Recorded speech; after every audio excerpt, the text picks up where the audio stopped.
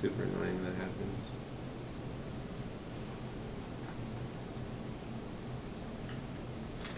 All right, looks like we're live. So it's Tuesday, and that's what brings me here. And today I just had to bust my behind in order to move all of my stuff to a new location. Thank you to Levi for allowing me to set up all of my stuff in the house. That's Levi's thumb, making a very special guest appearance.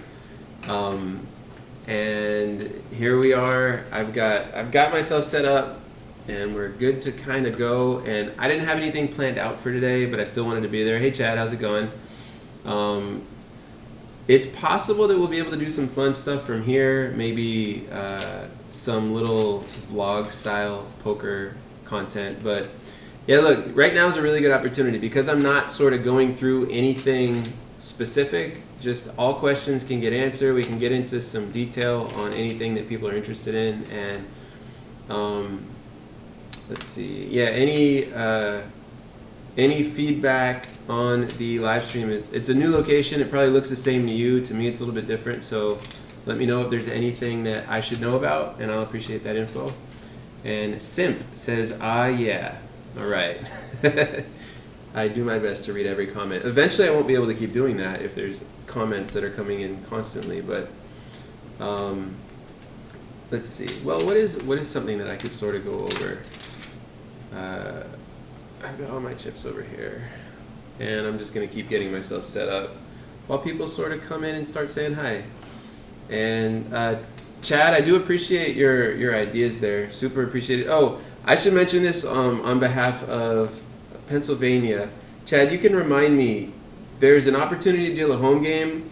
I have no idea if it's legal or not, so I'm going to assume it is until told otherwise, and that's on you guys. But if anybody is in Pennsylvania near Huntington maybe, or I might be saying the wrong place, there's an opportunity to deal a home game once a week. Great experience. Chad sent it to me, and yeah, I mean, one of the absolute best ways that you can practice dealing is home games. Phenomenally helpful.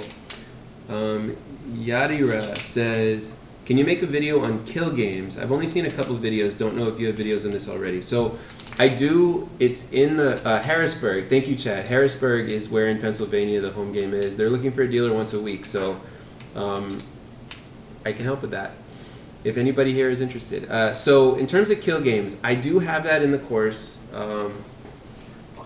Let me sort of show you where that is. This is the course that teaches everything on how to deal. And we'll do it this way. So I'm going to open up a little browser here. We'll make it a separate one.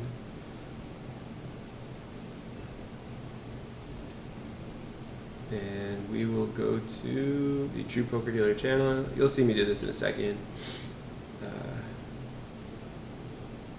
Let's see.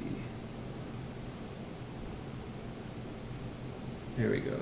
So you can see this here.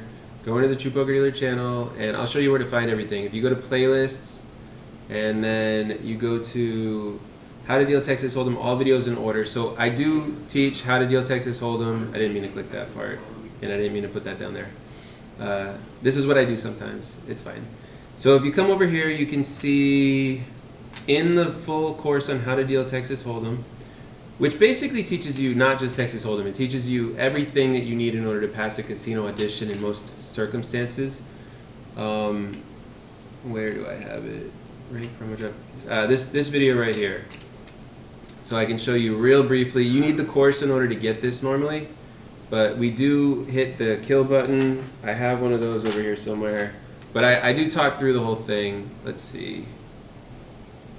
I'm not sure exactly which part it is, but yeah, we do full examples that go over. There's probably like 4 different methods of kill games. And let me close this so I can see you guys again.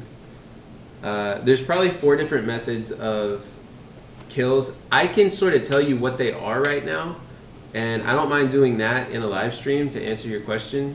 But in order to get that full explanation, I probably go over it for probably about an hour, and it's in the All Texas Hold'em Lessons playlist, which you do need a membership. You got to join my channel in order to be able to get all that.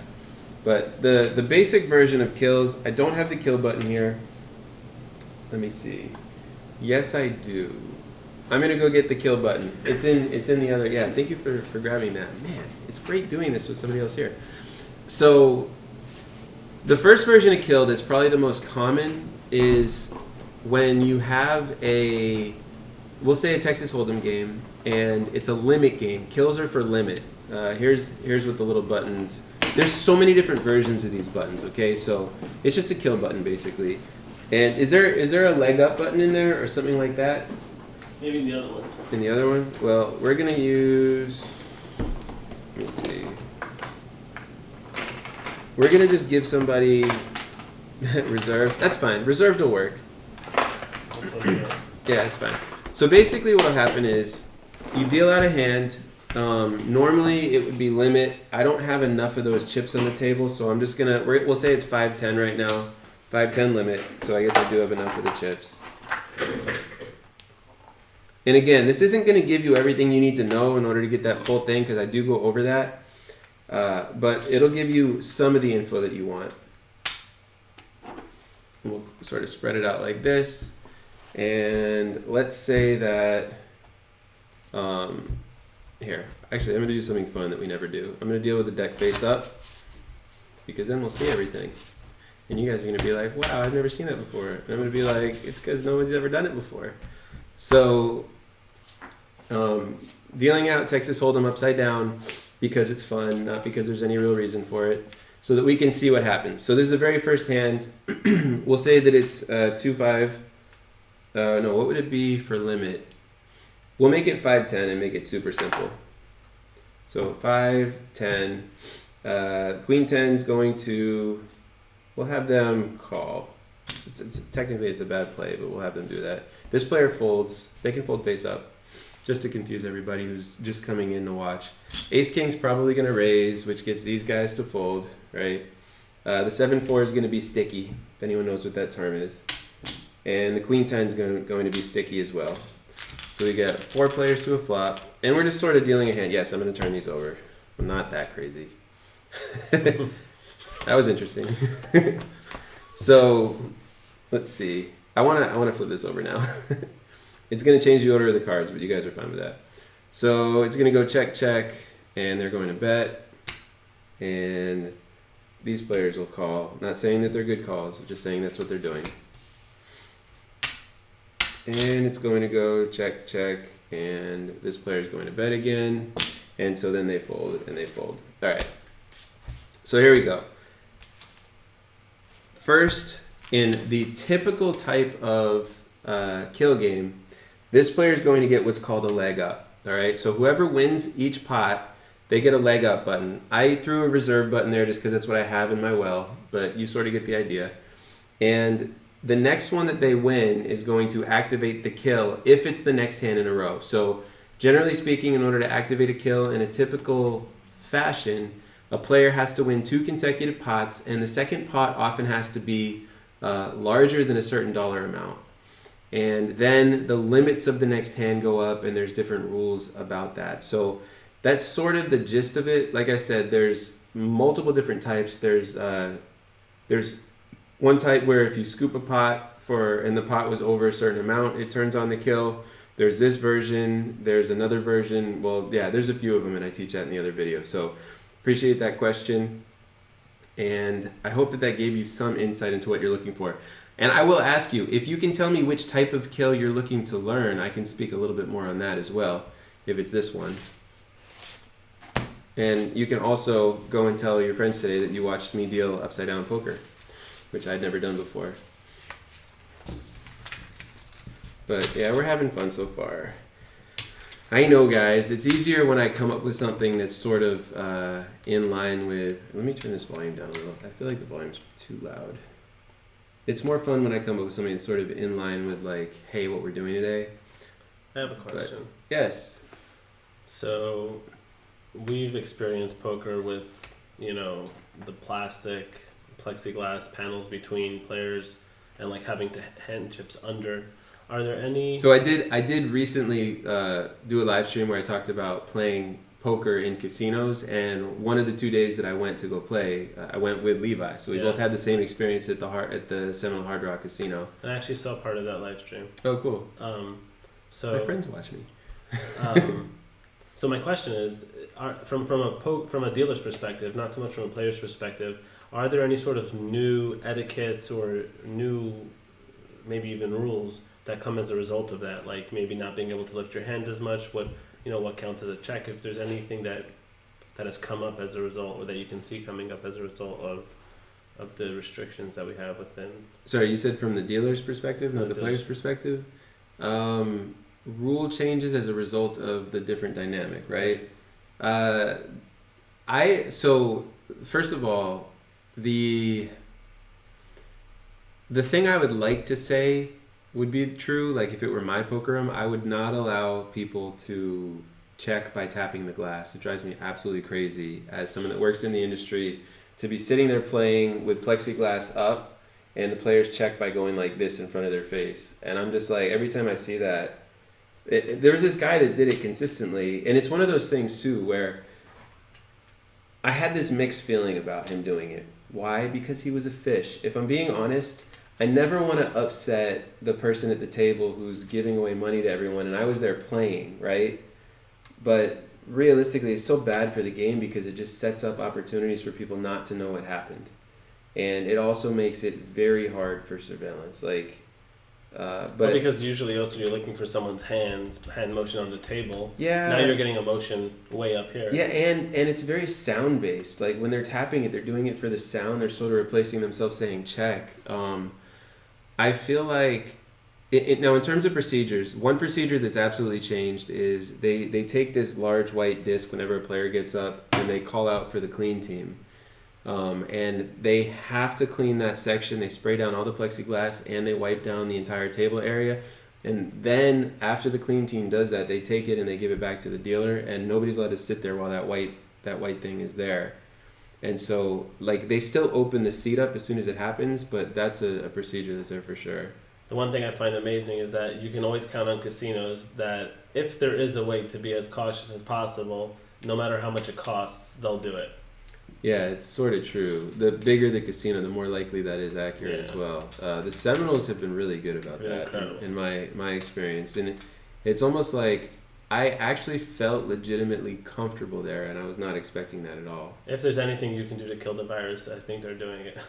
Right. If it's at all possible. Well, the thing is ultimately the thing you're supposed to do is not be around people, and so they're facilitating that. Right. And at the same time, they're doing the best they can with maybe it's not the best thing, but within the constraints of going out, it's probably the safest way to go and socialize. Not only that, though. I mean, realistically, this is something that's going to change poker in a good way. Like sanitizing the chips is going to start happening as they close tables now, because they're doing it every 4 hours at some places, and There's closing table procedure, right? At the end of a table when a game breaks, typically a dealer is going to suit the deck and, what's that? Count the bank? Yeah, it depends, some places count the bank down and they put a slip in there. Some places, what they call impress it, where they bring it back to its original starting stacks and all that stuff. And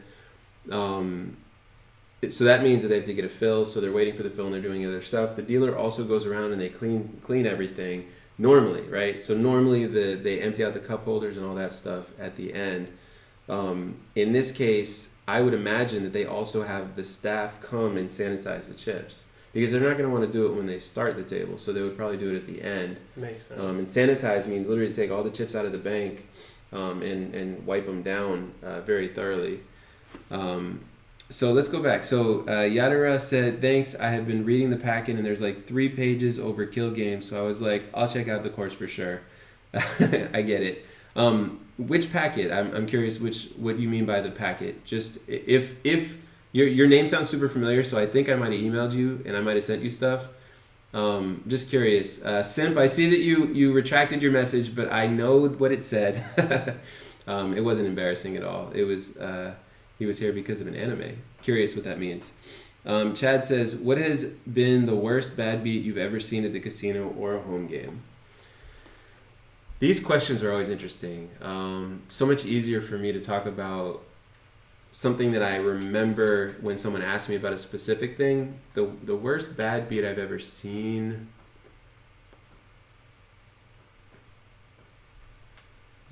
Man. I mean, I've dealt a bad beat before. I dealt one, and I've talked about that in the live streams before too. I've dealt one where the table got to share 10 grand, so nobody can really call it a bad beat, right? But it was quad fours beat aces full of jacks. But it's one of those things where, like, you know, nobody's really thinking like, oh my God, I can't believe I lost. Now, I like, as a supervisor, people don't realize this, but as a dealer, if you take a dealer that's dealt for 20 years, you're going to think like, wow, they've seen so many hands. They have so much experience with all this crazy stuff. If you take a supervisor that's supervised for 5 years, that supervisor has seen only the crazy stuff from all the tables that are active in the room at the same time. Every single time while on shift, something really remarkable happens, whether it's a bad beat on a table or a floor call that's very challenging. You end up hearing about it or even walking over and seeing it whenever, like, there's so many times where a crowd starts forming around a floor call or something like that, and all the supervisor staff ends up going over. Sometimes even dealers on break, they just want to see what's going on, and guests will go over too. So, like, I supervised and shift managed for 7+ years out of the 10, and I've seen a straight flush get beat by a straight flush, both players using 2 cards. It was a 4-3 of clubs, and the high side was whatever that would be. So I remember the 4-3 because that was the one that lost, right? Like, they were so upset. 9-10, yeah. And that was about 3 months after we removed the bad beat jackpot and switched over to high hands. So they were like especially tilted. I have also seen, we had progressive straight flushes. You had to have 2 cards in your hand. And I've also seen one of those where it was I think it was a 5-6 of diamonds, and they had a 5 and a 6 with the 7, 8, 9 out there, and they were thinking, wow, I'm going to get this $4,000 progressive, except it skipped one, and then it went up to the next one. So it went, I think 6, 7, 8 is what I'm supposed to be saying here. So it went 6, 7, 8, and then the 9 was in somebody's hand, and the 10 was on the board. And so they had this thing where it had to be the winning hand. So they didn't actually get the progressive. I know that's probably a little bit confusing, but that I consider that to be a terrible beat, right? Like, you get a straight flush, it doesn't win the pot, and you don't qualify for the progressive because you're not the winning hand at the table. Pretty crazy. Nick says, hey Mark, new location. I'm late, might have missed it. So I ended up moving out of the place I was in. I had been renting there, and unfortunately they decided to sell it. Well, that's right, Nick, you actually came and saw the place, yeah. So super sad about that, but for right now, my setup is going to be at Levi's, which I super appreciate him being here for that. And you know Nick, right? Oh yeah, yeah. Nick. What's up, Nick? Levi says hi. Chad says, what does 2-5-5 mean in a game? Does that mean small blind is 2, big blind is 5, and there's a second big blind of 5? Yeah, that's great. So, yeah, a lot of the time 2-5-5 is going to be a third blind. Sometimes 2-5-5 would mean that it's a $2 small blind, $5 big blind, and a $5 ante for the big blind. It can also sometimes mean...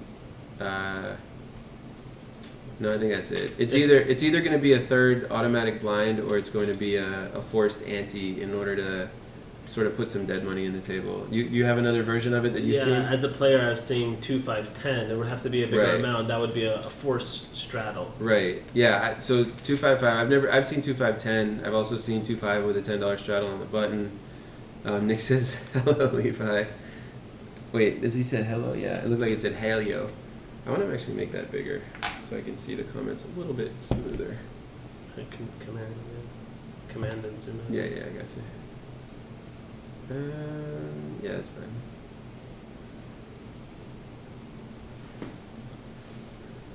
I wish I was better at story time. I feel like I'm very good at teaching. Stories, I often have to sort of remember them as they come up. I can chime in about the worst bad beat. What's the worst bad beat? The worst that I've seen as a player was at the Isle here in South Florida, and somebody had a straight flush to the king that beat quad kings, and I mean the look on that person's face is, I mean, it's absolute disbelief. You don't even, it's not even a thought. I mean, when you have like second nuts, you think about it. Over here, you're sure you have the nuts, and then people just, and there's no bad beat there. It was just high hand, you know, for a couple $100. Shout out to White Jackpot. That's crushing. Yes, I have White Jackpot is casino promotion software or poker promotion software that we've literally got sitting around. We built it. Levi did most everything. I'm just a little piece of it, and it's sitting there because we at the time were still learning how to sell to casinos, which we're getting better at, but we're not there yet. But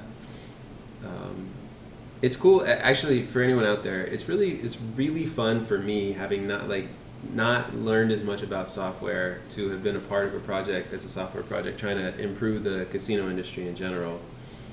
That was very fun. Going back to the bad beat question, I have also seen in a couple different settings, I've seen quad aces lose to a royal flush. One of them, I was in a tournament, I lost like that online. It wasn't live, it was online, but nonetheless, that was certainly a part of it. The thing is, there's two major things as a dealer or supervisor that you get very desensitized to. One of them is like bad beats. Literally, you see it happen so much where you start to think about the math instead of the result, and it's no longer as shocking because I mean you're seeing hand after hand after hand for years, right?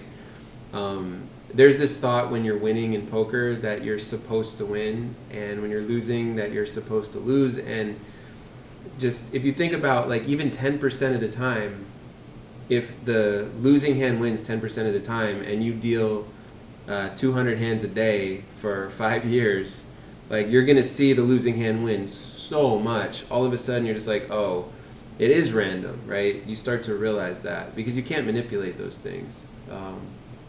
The other type of stuff that gets desensitized is the chip denominations. Like, I can't tell you how many times I've had like huge amounts of money that I've been handling in chips, you know, and it's just they're discs. It's all the same. This isn't money. As a dealer, when you're playing like, you know, dealing a game like 50-100 with $100 forced ante for PLO or something like that, the pots are huge. They're just chips though. Completely desensitized to that as well. It's one of the most fascinating things because, like, how often as a person have you held $2,000 in your hand, right? How often as a person have you held $10,000 in your hand, right? You don't do it every day if you're most people. And as a dealer, you're holding that much in chips where if you were off the table, that'd be a crazy amount of money, but you do it at the table all the time, and it just becomes like completely, you don't feel it after a month or two. I was playing a pretty deep game at Dania Beach, that private game I think I told you about. And there were some pots that were about $30,000. And it just reminds me, we had this one dealer that could not count chips. Side pots was not her thing. I have a feeling she didn't excel at math. And she pushed a pot the wrong way, a $30,000 pot. Oh, that's a fun floor call. Oh, and this is a private game inside. I mean, it's effectively a private game, so wow, was that an action scene for that floor. And the funny thing is, for the dealer, it's like, whoops, like they're just chips. You just push the disc to the wrong person, like. But I mean, listen, if you're a dealer or you're someone learning to be a dealer, you do want to slow down until you're super comfortable in the larger games where the mistakes are compounded in terms of the dollar amount. I mean, especially at some of the casinos you go to, these players, when they go to the casinos, like, they'll walk over to poker with enough money to have a $30,000 pot, and then they'll just take a bunch of that to a slot machine. And so if you piss that person off as a dealer, which is really easy to do by making one little mistake, that person will probably choose not to gamble in that property, and you've just cost the casino potentially thousands of dollars. And maybe saved him 30 grand. And saved him 30 grand, right?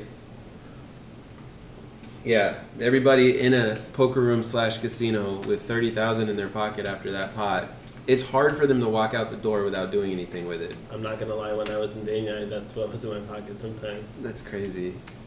I can personally say that I have plenty of friends that have had large amounts of money in their pocket like that to play poker, but I've never been one of them.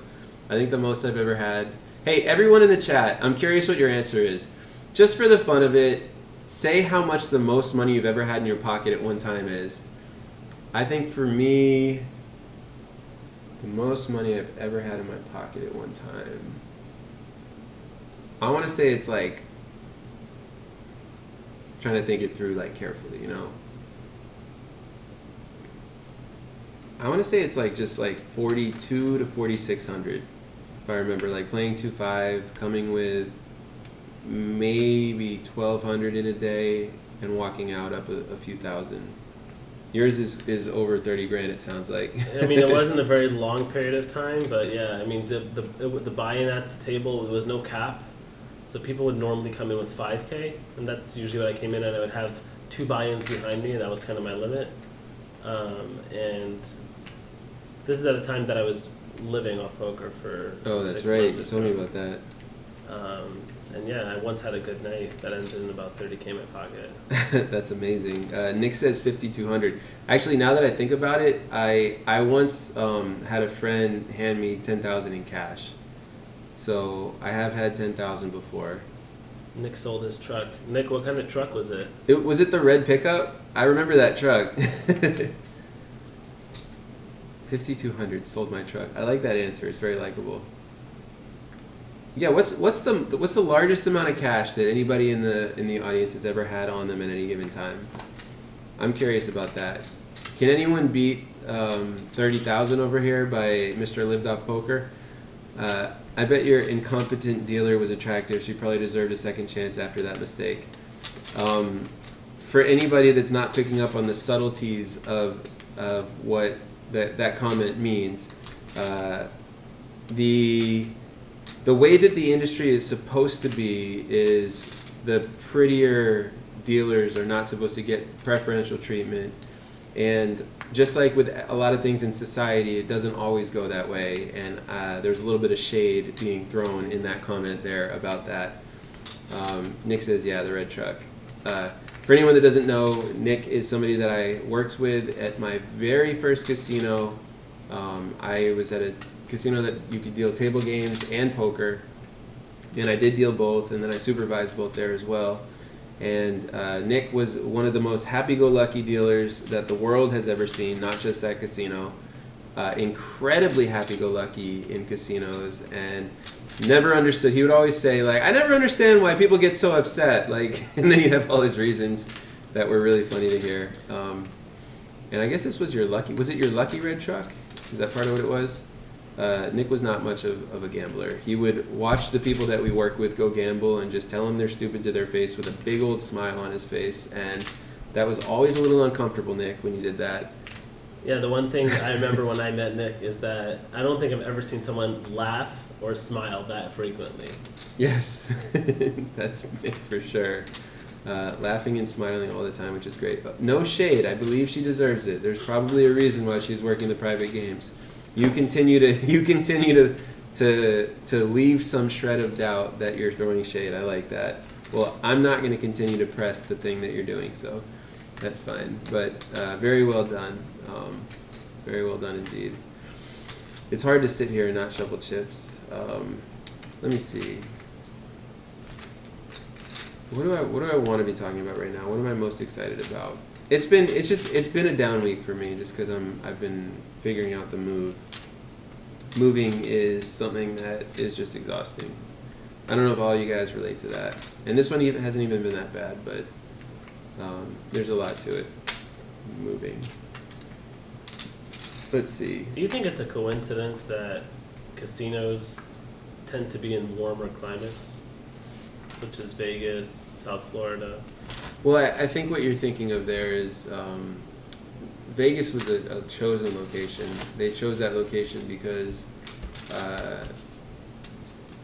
it was a good place to get everybody to go and meet up, and warmer is like vacation-y, you know? But I think casinos will open anywhere that casinos are allowed to open. So, Absolutely. But in terms of like if you're traveling to a destination to go to a casino, you're probably not going to Massachusetts or or Connecticut.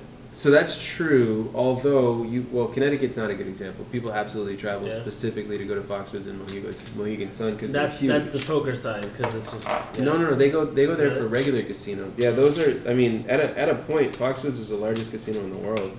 Oh, wow. And since then, there have been others that have opened, but it's still up there. But I wonder, does anyone know how Foxwoods is doing? Are they still doing decently well? I mean, between COVID and all of the recent events with casinos in Massachusetts opening and some of that stuff, they have some competition now.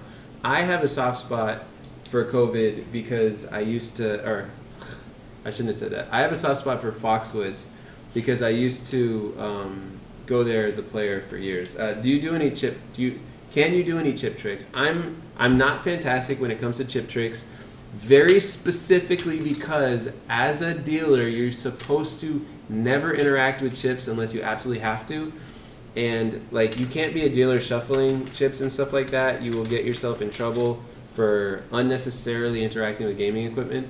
So I did not learn that, but I mean, look, I can shuffle stacks of chips, no problem. I don't know if that's even considered a trick anymore, right? Well, a large stack, I think, would be considered a trick. Like the flip over for chips to hold them like this.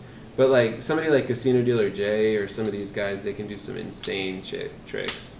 What else? I can open the chips, and I just, instead of spinning it and then putting it back like some people do, I don't know if you can see it that well. I just like opening it and then putting it to the side and putting it together again. That's something that I do in my downtime. But I also find that it like makes my wrist tired, and I don't like any of those tricks. Let's see. Oh, and then there's the like, you put a chip down and you just like spin it back to yourself. So you kind of hit it off the table and let it come back. I can do that one. I think that definitely qualifies as a trick. That's a chip trick. Yeah, to me that's just good form pizza. What else? That was a hook reference for anyone that didn't catch it. What else do I do for chip tricks? Oh, I'm bad at this one, but like I can. Oh, see, I'm so bad that I can do that. Like I can do it to a little extent where you get the chips across.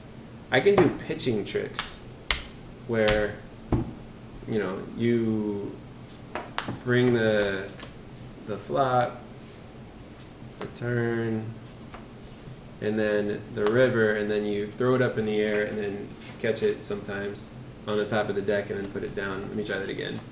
So you burn and then flip it. I'm trying to see, can you even see them doing it? Between the two shots you can probably see, and then you just catch it on top, right?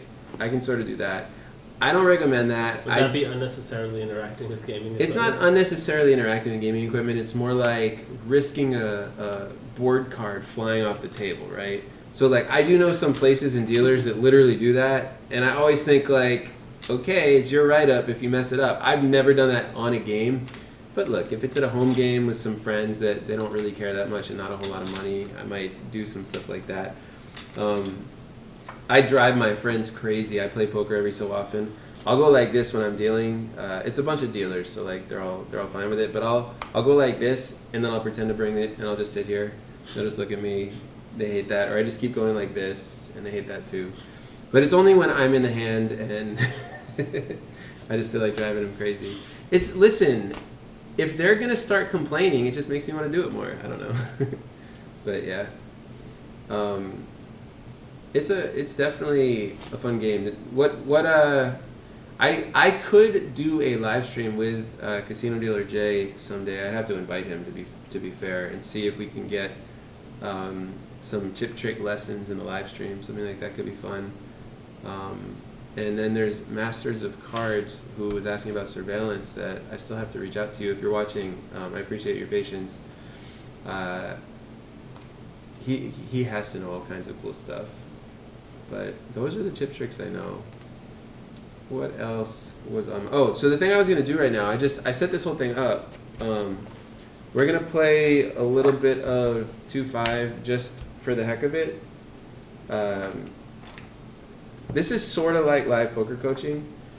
where we're just going to deal out some hands. And which stack is going to be your stack? Officially your stack.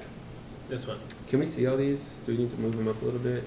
Here, let's go like this. Where I'll... Yeah, that's fine. So there's this one. No, you can't see this one. Yeah, I gotta change this a little. I think that's good. Yeah. Well, I might as well just add the space, right? That's fine. So we got that there, and that's fine too. Now my head's sort of in the way. My head's sort of in the way there too. There we go. So let's see. 1, 2, 3, 4, 5, 6. This is the last one. Oops. Alright, that's fine. So we're gonna play some 2-5, and you guys are gonna get to play along with Levi. I'm not gonna see what his hand is.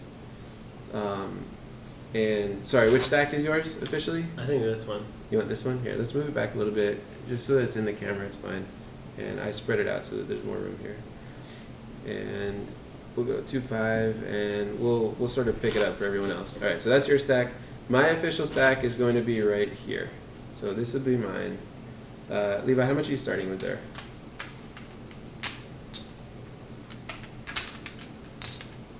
I'm going to start myself with 500 even.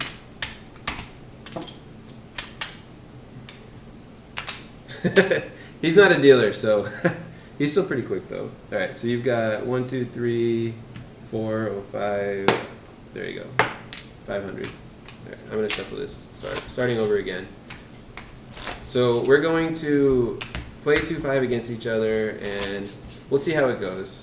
Big chip in front. Yes, that's a rule. These ones are face down, of course. All right, so my stack is first. And let's see. All right, this one is going to open to 20, and you can take this one. Am I showing it to the camera or anything? Yeah, you can show it to the camera, and just flip it over real quick so that they can see. And then I'm not sure if they can see, but just flip it over real quick. Fold it. Okay, so just do it like just for a second, just like that. And you folded yours as well. Yeah. Right? I guess you're gonna keep going until you find one that you like. If you find one that you like. Unfortunately, they all fold. Oh, okay. Well, I was gonna say my hand that I raised with, whether you agree or not, is pocket fours. So I was gonna say you can play the way that players play. You don't have to play your style on every stack, but on your stack you want to play your style. This is some of the live poker coaching format. We don't have the Poker Pro Mike Lackey here to give the critique on how we should have played, but we have our own opinions that are not as good as his. Levi's might be better than mine, but nonetheless, let's see. So we're gonna deal another hand.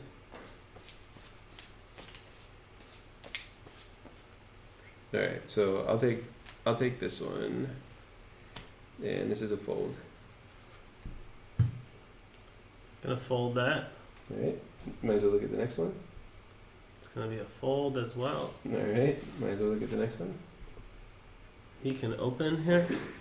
All right. So I'll raise to 20. Do you want to take care of the next ones? Yeah, let's put this on here. Everyone saw this?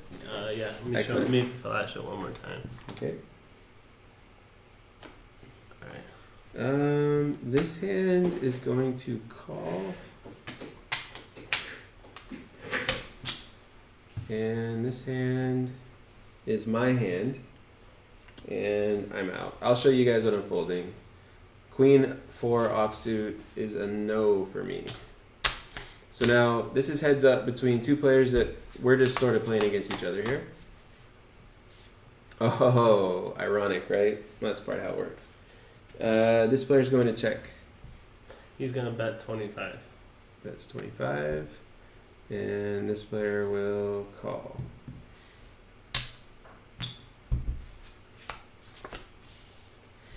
And this player is going to check.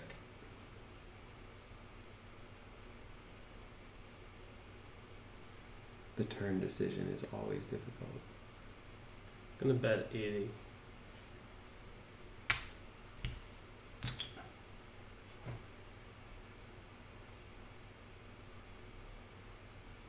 This player will call 80.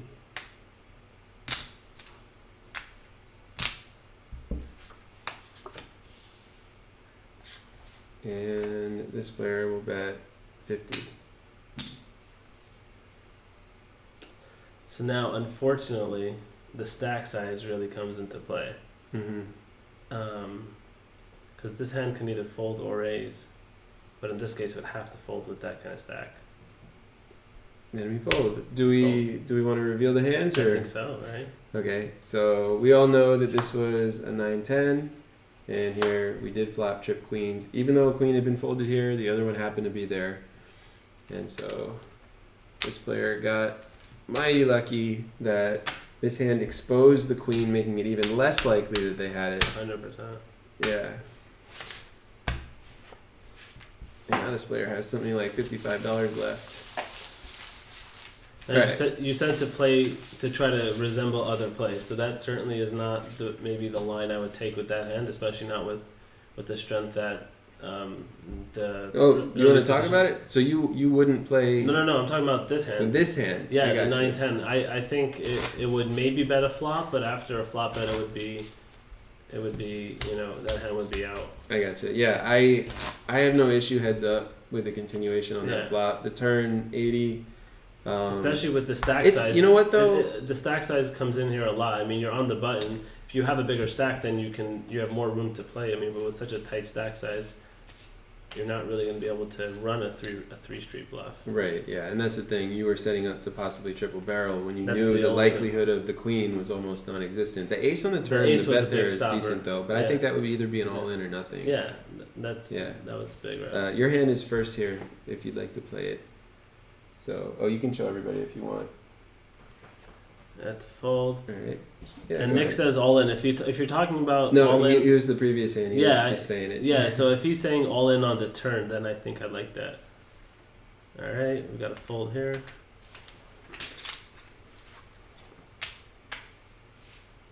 This hand's gonna jam.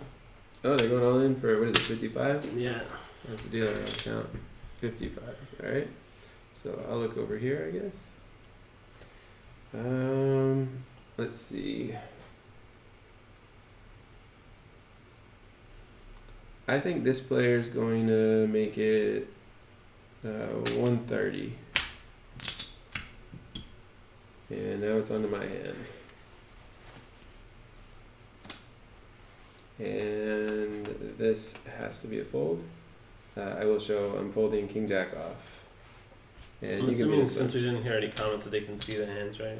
I think so, yeah. Alright, Let me actually just flip this back over. Wait, this wasn't what it was. I'm just trying to find my King Jack. Can we see that? Yeah, you guys can see that. You can see it well enough for it to be fine. Cool. So yeah, so it's your turn on this one. So it's 130. Looks like a fold. Fold. Alright, so we're gonna get 55 of it, get this money back, and we will, I think we can show the hand. yeah, right? we'll have everybody show down. Sixes against an ace 8.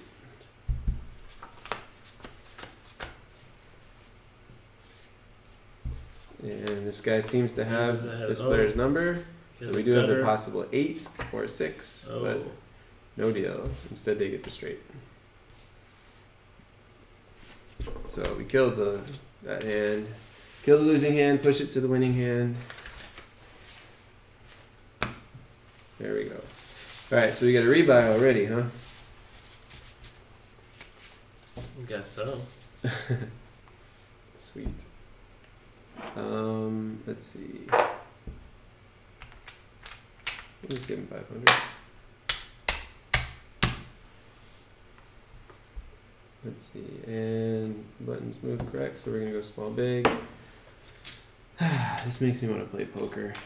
It's the thing about Aren't this we playing is tough. poker right now? I know, right? But I'm talking about like real Of poker course, for yeah. money and stuff. Let's see. So, what has been going on in the world? I feel like things are sort of quiet right now. The election's coming up. You know, like I don't even hear people talking about Halloween. I normally feel like I hear people talking about Halloween a lot at this time. Absolutely. This is over here. We'll make it one more hand right now, and then we can do this again in a little bit. So yeah, you could be first. Here, you look at yours on your own this time, and I'll show everybody mine. Okay. So I'll be the one to reveal to the audience. So I this shouldn't. time. What's about these other hands? So you just look at this on your own secretly. You can look at the first one. Right. All right. I'll look at this one. All right. So you look away now. All right. And you I mean, can like see that. not into the mirror. Well, whatever. If you saw it, you saw I it. didn't. This player's gonna make it 20, so I'm gonna get change. So we're saying 20 over here, and you want to be this one? Where is he? Over there? This one. It's a muck. No. Sorry. You're back. Um. For the record, these cards flew across the muck. That would be a floor call if it were a real casino with real stuff going on. But you'd also never take one seat's cards and put them over there. So yeah, what are they doing? He's in the raise to 90. Going a 3-bet to 90. Interesting. All right, this is my hand now. If you could kindly turn away. All right, letting that go. And I'll do the same thing over here.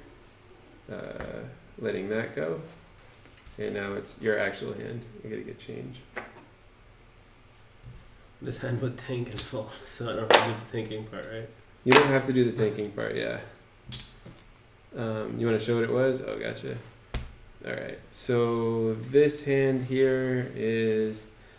I will say this: a good player would not call this, but we already have sort of learned what this player's like, right? So we're heads up. And there's our flop. So they check. He fires 100.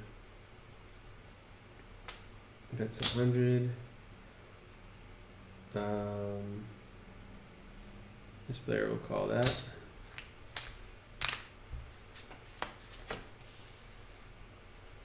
And let's see. This player's all in.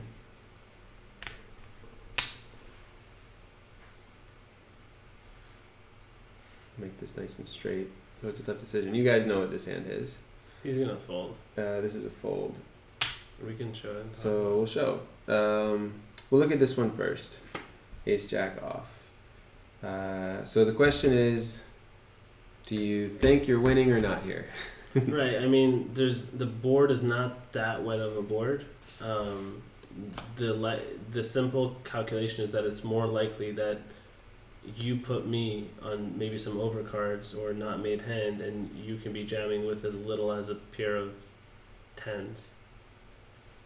You're on the complete right track. So this is something I picked up from Mike in this situation.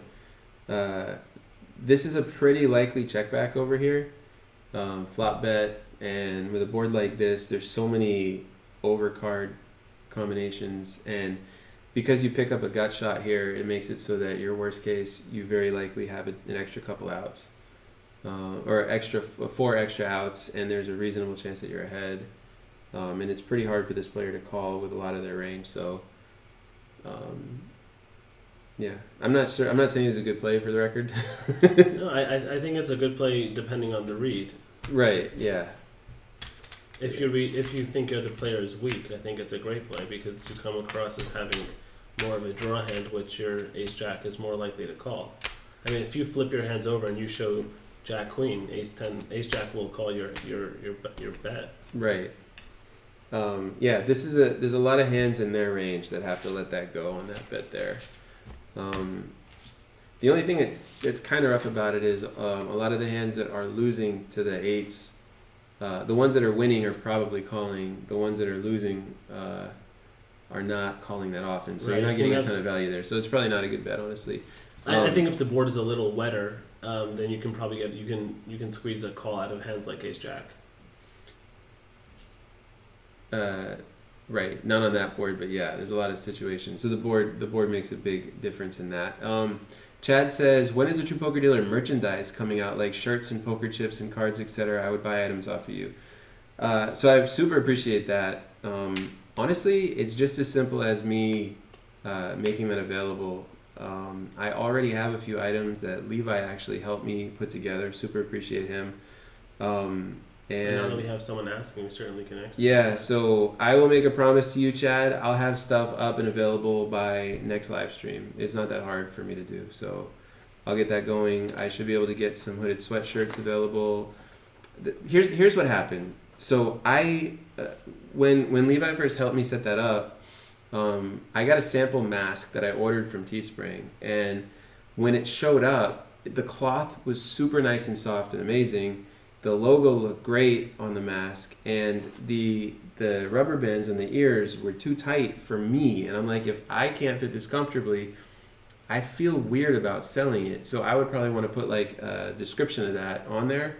But then I had somebody, shout out to Jazz, cut the elastic on the mask and then put her own material in there. So now I wear it all the time, and I absolutely love it. Like, I play poker with it and everything.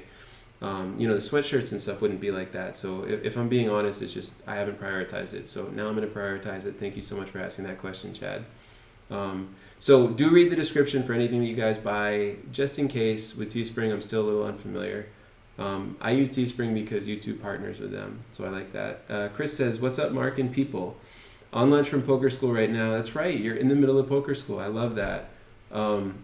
Looks like we've got some live hand action, huh? Yes, so just because this has been a very chaotic and busy week for me, so I decided this week to not really have an agenda. Next week I'll be back to having an agenda for what it is I'm going to do. But yeah, this week it was just sort of like, hey, what are we going to do? And I have moved my studio for right now into Levi's home. Again, thank you to Levi for that. And so he's kind of here, and we're just sort of shooting the stuff you shoot. In Shooting the shoes. Yeah, shooting the shoes. Is a button right? Do you remember? No, it's not. I didn't think so. That's why we ask. All right, so we're gonna play one more hand. This will be 2-5. Why am I playing one more hand? Because earlier I said that was the last hand, and then I forgot I said that, and now I'm already dealing. So we've got small here, big here, and all right. Yeah, Levi's looking the other way, so I'm gonna flip this up for you guys, and this will be a raise to 20, and this is my actual hand, so I'm going to flip this up too, and this is foldy pants. And Levi, why don't you take this one, and then you can be yours as well. You don't have to show it to everyone, or you can. It's totally up to you, so they can see what we're playing against each other, right?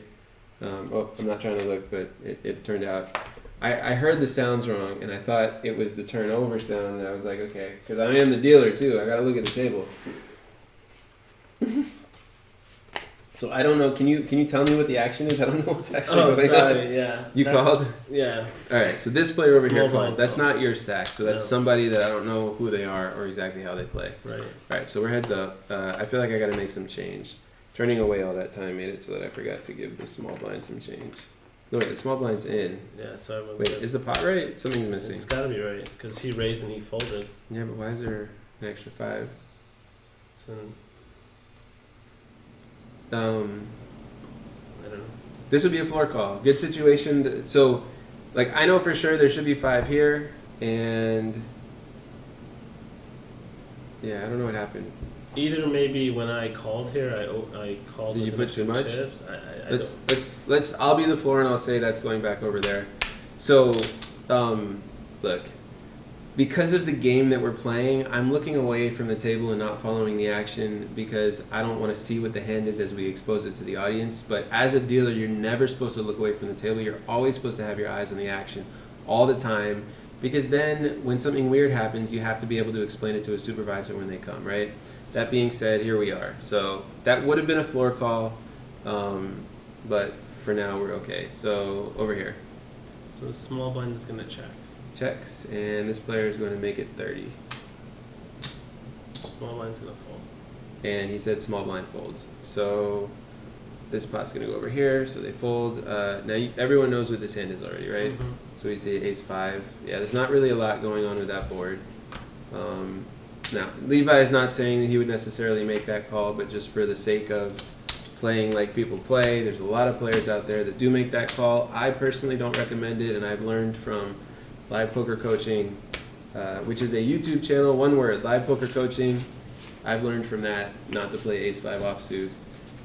I sort of already knew, but at the same time, there's some situations where I always felt like so Certainly shorthanded. not calling from out of position. I mean, that's the worst time to play it. If you're going to call from the big blind and close the action, you can make a case in certain circumstances to maybe do it. However, small blind is not closing the action. It's definitely a lot scarier to do it from there. I mean, here's the question, right? If we're three-handed, all of a sudden ace-5 offsuit's a much stronger hand.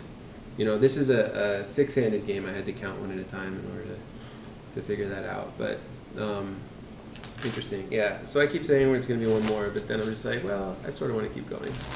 So we're going to deal one more hand like this, and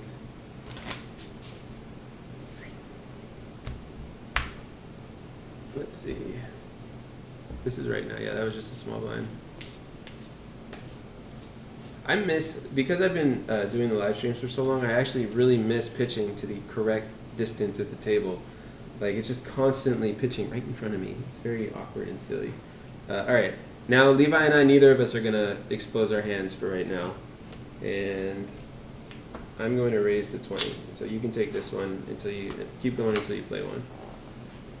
This is a raise to 20. I'm going to muck this, but I think I should show it. Sure. Ooh, mucking threes. All right. And That's I would totally muck okay. it sometimes. That's, again, representing certain type that's players. reasonable. If this player is a little deeper, I would say that that's probably a call. Well, I'm trying to diversify it, so I'm doing that call with ace 5 and trying. I mean, there's certainly some, like in the aisle, some of those older players that literally only play premium hands are certainly not calling there with threes, which is, you know. Gotcha. Chris says, you guys have fun. Back to the grind. Chris, enjoy the class. You're only going to be in class once in your life. Remember that. Here, I'll let you have this one too. And here's the last hand from the big blind. So we will call. All right. Heads up.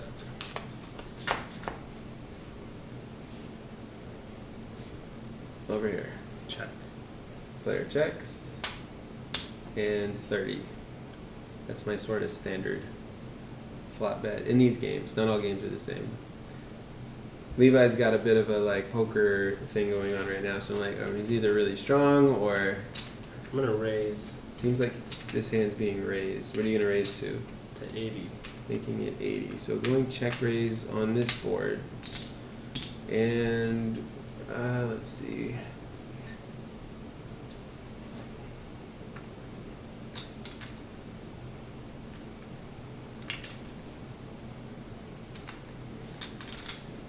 Let's do something over here. Let me take a little look. We're going to call this one. So if a player throws in this one extra chip and doesn't say anything, just so you guys know how it works, most places have a half bet rule. And that's what I did as a player here. I threw the wrong amount in, okay? So this went from 30 up to 80, so it's a $50 raise. So now I went from 80 to 105, which is technically exactly half of a raise. So there's a very strong argument to be made. If this were to have happened in a casino, the dealer, as the dealer, you would actually have to make this a raise. So that's what we're gonna do here. In order to be consistent with how casinos go. Doesn't matter, the player will be like, oh, I didn't mean to do it, and as a dealer, you have to do the right thing and run your game properly, right? However, if they don't go along with it and they don't say okay, just call the floor, because the floor does have the ability to make that adjustment. They don't have to blindly follow the rules all the time, but nonetheless, in this case, we have now raised to 130. As we can tell, probably by accident, although Levi has no idea if maybe I planned this or what, you know. He has a pretty good idea. He has a pretty good idea. I didn't mean to do that, apparently. He's going to think and think and think and then call. He's going to call, got it. So, in case you couldn't hear Levi, he said he's going to think and think and think and then call. You would not pick the chips up like that. I just don't have a lot of room on this table. I should stop doing those little shortcuts, though. So, first.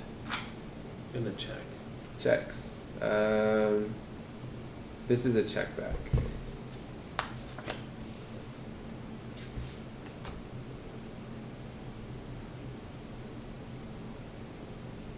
I'm going to bet all in. And now this player's just gone all in for...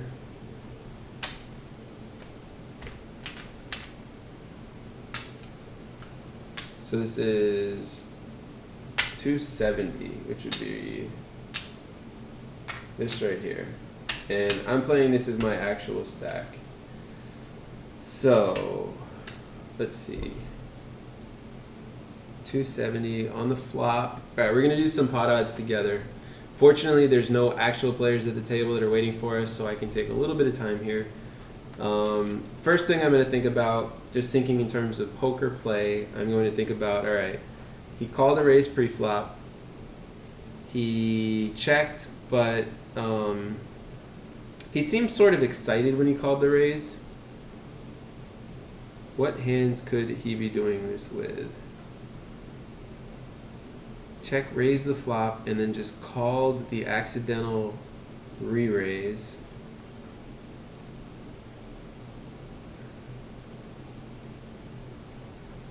And then turned a possible flush and a possible straight. So the 7-8 or the clubs got there on the turn.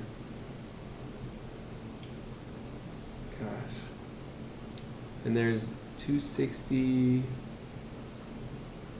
Check on the turn. There's 260, so it's about a pot size all in at the end.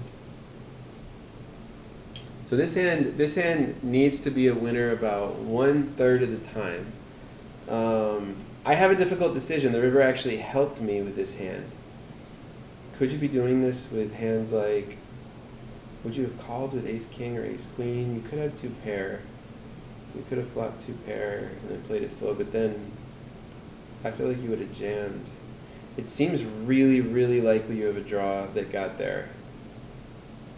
Are you just river bluffing to get me off of this? Seems super unlikely. Man.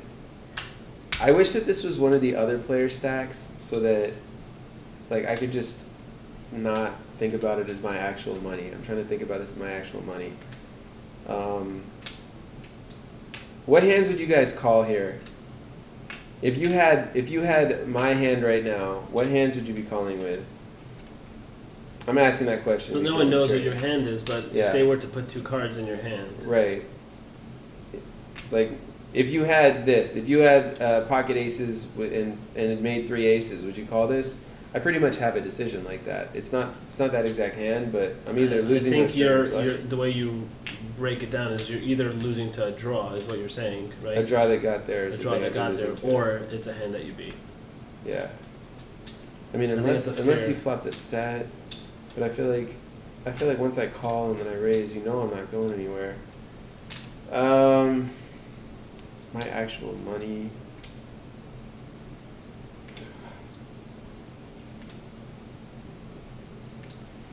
I think that there could be a bunch of 2 pairs that I'm beating. I think that there could be. I'm trying not to do this, but I can't help but pay attention to what Levi's doing in order to try to get a read as I'm doing this too, because he is the one that has the actual hand. Can I just say that I'm purposely... He seems pretty comfortable, and oh gosh, why would he jam the river if he didn't have it? He just blasted in my face. I think that this... Oh, but he could just think he's good with ace king or something. But would you have not called the flop? He likes being tricky. I don't know what to do, guys. Here, I'm going to show you my hand so that you can sort of see the dilemma that I'm in. Can you guess what my hand is? I think you have like a top 2 or something like that. Yeah, this is ace jack. Okay. That river is like, oh man.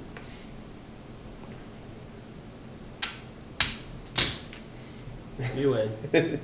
Was it a good call? Yeah, it was. Aces and 6s. That was in the range. Well, yeah, you definitely got a lucky river. Yeah, for sure. But to be honest, I kind of... That was like a semi-bluff in terms of the range of hands you can be on.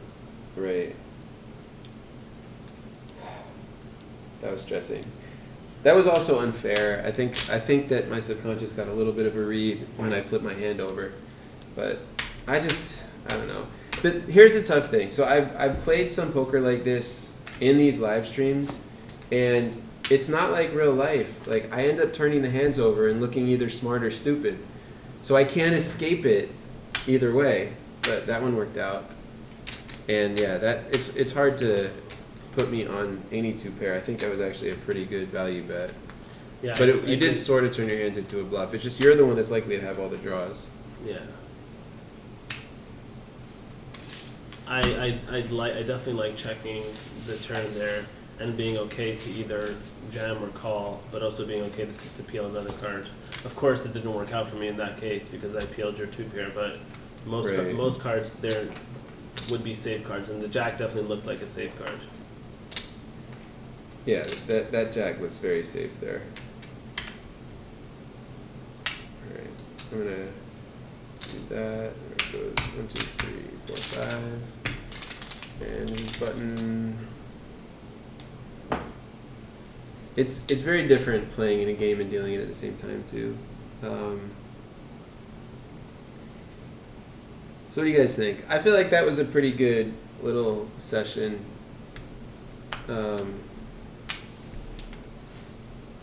I will give everybody another few minutes if they want to ask anything, just to say hey in the chat.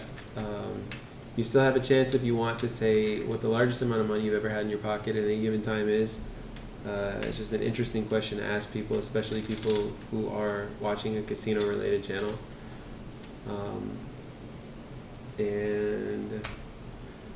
I do want to give a shout out to Pops Poker in Virginia. If you are looking to start your dealing career, Virginia is a good place to consider. They are by Richmond, which they're going to have some good action there, and I have been in contact with them. They're unbelievable owners of this place, and I think that's going to translate very nicely into the poker room. So if anybody's looking for their first dealing job, or if you're experienced and you want to try Virginia out when they first start out, there's some good money to be made in poker. Even if you know nothing about how to deal, they have a way for you to learn. It is in partnership with me, and we can get you guys trained in making 25 to 40 an hour at Pops Poker in Virginia. So it's definitely something to check it out. You can always reach out to me if you want to know more, or you can just go and find one of their job postings to get yourself started. I think they're on Indeed, is what they said, maybe. My sister actually lives in Virginia, in Really? Richmond, yeah. And the one thing I can say is from the few times I've been there, it seems like a really nice place to live. Out by Richmond, Virginia seems like a pretty nice place to be. That's awesome. Yeah, I've never been out there. I will be out there at some point soon, but I gotta say this, okay? Speaking specifically about the people that I've interacted with that are the ownership there and the director of poker there as well, like, it's hard to find really good people in the casino industry, and I'm just so happy to be interacting with them. It's a very positive experience overall. These guys have integrity. They care. It's really nice.